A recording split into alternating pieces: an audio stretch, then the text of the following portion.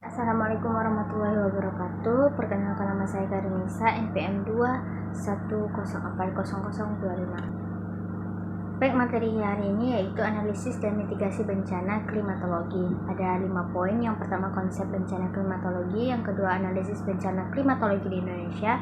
Yang ketiga, analisis penyebab bencana klimatologi. Yang keempat, analisis dampak bencana klimatologi. Dan yang kelima, mitigasi bencana klimatologi. Lanjut, konsep bencana klimatologi. Konsep bencana klimatologi adalah suatu kejadian yang disebabkan oleh perubahan iklim, suhu, atau cuaca. Bencana klimatologi dapat berupa banjir, badai, kekeringan, dan kebakaran hutan. Ada beberapa nih contoh kejadian bencana klimatologi. Yang pertama, banjir. Banjir adalah salah satu contoh bencana klimatologi yang terjadi karena hujan yang berlebihan atau air yang mengalir ke wilayah yang tidak seimbang. Yang kedua, badai. Badai adalah bencana klimatologi yang disebabkan oleh angin yang kuat dan hujan yang berlebihan. Badai dapat menyebabkan kerusakan pada infrastruktur, rumah, dan lingkungan, serta mengganggu aktivitas masyarakat. Yang ketiga, kekeringan. Kekeringan adalah bencana klimatologi yang disebabkan oleh kurangnya hujan atau peningkatan suhu. Kekeringan dapat menyebabkan kekurangan air, kerusakan pada tanaman, dan gangguan aktivitas masyarakat. Yang keempat, ada kebakaran hutan. Kebakaran hutan adalah bencana klimatologi yang disebabkan oleh perubahan iklim, suhu, atau cuaca. Kebakaran hutan dapat menyebabkan kerusakan pada lingkungan, kerusakan pada infrastruktur, dan gangguan aktivitas masyarakat. Lanjut ke materi selanjutnya, yaitu analisis bencana klimatologi di Indonesia. Yang pertama, pengertian bencana klimatologi. Bencana klimatologi adalah bencana yang disebabkan oleh perubahan iklim, suhu, atau cuaca. Contohnya dari bencana klimatologi adalah banjir, badai, kekeringan, dan kebakaran hutan yang seperti sudah saya sebutkan di sebelumnya. Yang kedua, faktor penyebab bencana klimatologi. Faktor-faktor yang mempengaruhi bencana klimatologi di Indonesia antara lain perubahan iklim global, El Nino, Salt Trend Oscillation atau ENSO, Dipole Mode Index atau DMI, gelombang Equatorial Rossby, dan Madden-Julian Oscillation. Yang ketiga itu dampak bencana klimatologi. Dampak bencana klimatologi di Indonesia dapat berupa kerusakan pada infrastruktur, rumah, dan lingkungan, serta gangguan aktivitas masyarakat.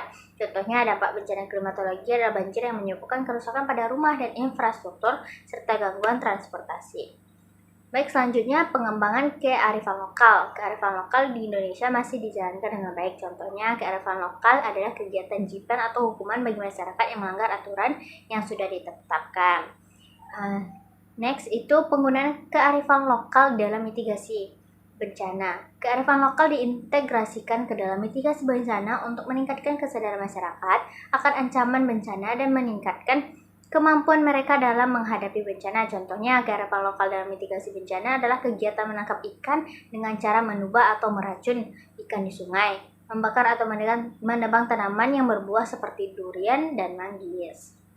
Oke, selanjutnya ada analisis penyebab bencana klimatologi. Ada beberapa poin. Yang pertama itu perubahan iklim global. Perubahan iklim global ini mempengaruhi cuaca dan iklim di Indonesia. Perubahan iklim global dapat menyebabkan perubahan pola cuaca seperti peningkatan suhu, perubahan pola hujan, dan perubahan pola angin. Kedua, El Nino Short Oscillation atau ENSO. ENSO adalah fenomena perubahan iklim yang terjadi di Samudra Pasifik.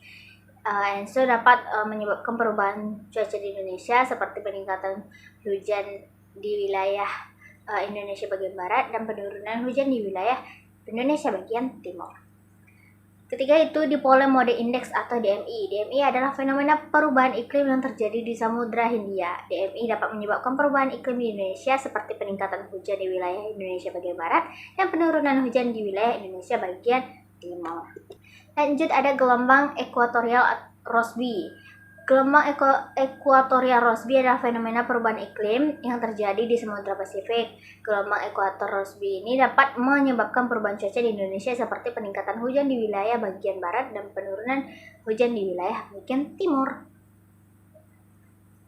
Terus yang terakhir ada Madden-Julian Oscillation atau MJO. MJO adalah fenomena perubahan iklim yang terjadi di Samudra Pasifik yang juga dapat menyebabkan perubahan iklim di Indonesia seperti peningkatan hujan di bagian barat dan penurunan hujan di bagian selatan. Kita next pada materi analisis dampak bencana klimatologi. Yang pertama, dampak kekeringan. Kekeringan dapat menyebabkan gagal panen, kelaparan, kebakaran hutan, kerusakan tanah, hingga matinya berbagai hewan dan manusia. Yang kedua itu dampak banjir.